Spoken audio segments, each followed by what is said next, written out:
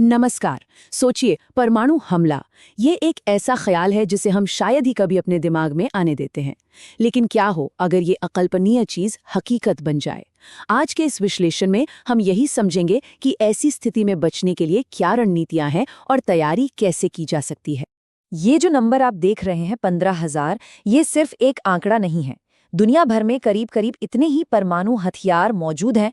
ये एक ऐसी ताकत है जो पूरी दुनिया का नक्शा बदलने की क्षमता रखती है, और इसका ज्यादातर हिस्सा रूस और अमेरिका जैसे देशों के पास है, जिससे एक तनाव हमेशा बना रहता है। तो आज के इस माहौल में ये सवाल बहुत जरूरी हो जाता है, क्या हम वाकई तैयार हैं? क्या सरकारी योजनाएं एक आम इंसान की सुरक्षा के लिए काफी हैं, या फिर अपनी सुरक्षा की जिम्मेदारी हमें खुद ही उठानी होगी? चलिए इन्हीं सवालों के जवाब ढूंढते हैं। इस पूरी तैयारी को समझने के लिए आज हम सबसे पहले परमाणु खतरे की मौजूदा हकीकत को देखेंगे। फिर समझेंगे कि सरकार और जनता की प्राथमिकताओं में क्या फर्क है। हम खतरे वाले इलाकों की मैपिंग पर भी बात करेंगे, मानसिक तैयारी के महत्व को जानेंगे, और आखिर में एक पर्सनल सर्वाइवल प्लान बनाने के लिए कुछ ठोस कदमों पर चर्चा करेंगे। देखिए, कोल्ड वॉर भले ही खत्म हो गया हो, लेकिन परमाणु खतरा कहीं नहीं गया। वो आज भी उतना ही असली है।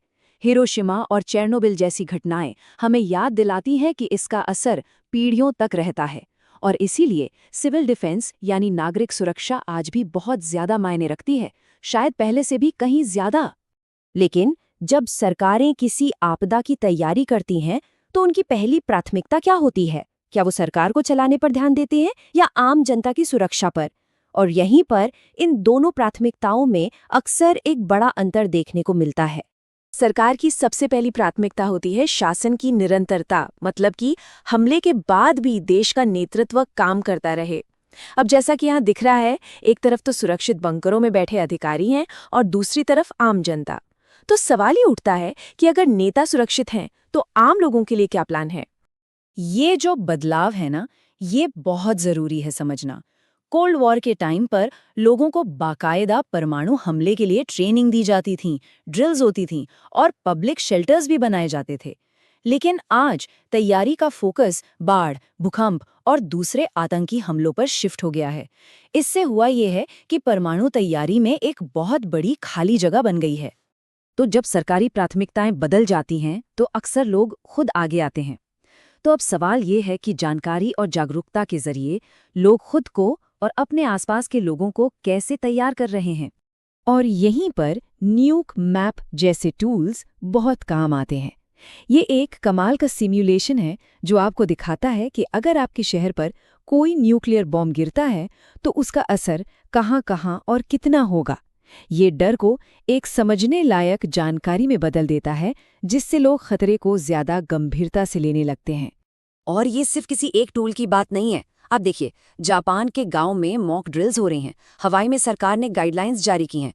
मतलब दुनिया भर के समुदाय ये समझ रहे हैं कि जानकारी ही सबसे बड़ी ताकत है। लेकिन सबसे अच्छा बंकर या सबसे ज्यादा सप्लाई भी किसी काम की नहीं है अगर दिमाग तैयार ना हो। किसी भी संकट में बचने की असली लड़ाई सबसे पहले मन में जीती जाती है। आपकी सोच, आपकी मानसिकता ही आपका पहला और सबसे जरूरी शेल्टर है। जैसा कि एक्सपर्ट एलेक्स वैलेरस्टाइन कहते हैं, सबसे बड़ा नुकसान अज्ञानता से होता है। जब आपको पता होता है कि क्या करना है, तो घबराहट की जगह आपका दिमाग काम करने लगता है, और यही मानसिक तैयारी उन फैसलों को लेने में मदद करती है जो जिंदगी और मौत के बीच का फर्क बन सकते हैं। तो चलिए अब थ्योरी से हटकर कुछ प्रैक्टिकल कदमों की बात करते हैं। एक पर्सनल सर्वाइवल प्लान कैसा होना चाहिए? वो कौन से कदम हैं जिन्हें उठाकर हम अपनी और अपने परिवार की सुरक्षा कर सकते हैं? सबसे पहला और सबसे जरूरी नियम, अगर आपको आसमान में अचानक एक बहुत तेज असहनीय चमक दिखे तो उसकी तरफ बिल्कुल मत देखिए। वो परमाणु विस्फोट की पहली निशानी हो सकती है और उसकी रोशनी पल भर में अंधा कर सकती है। तुरंत मुड़कर किसी चीज के पीछे छिप जाइए। धमाके के बाद हवा में रेडियोएक्टिव धूल फैल जाती है, जिसे फॉलआउट कहते हैं। जैसे ही आप किसी शेल्टर या इमारत में पहुंचे, ये कदम उठाना बहुत जरूरी है। सबसे पहले अंदर जाइए, फिर अपने बाहरी कपड़े उतार दीजिए, क्योंकि उन पर सबसे ज्यादा रेडियोएक्टिव कण होते हैं। उन्हें एक बैग में बंद करके दूर रख दीजिए। और आखिर में अपने शरीर को साबुन और पानी से अच्छी तरह धोइए ताकि बचे हुए कण भी निकल जाएं।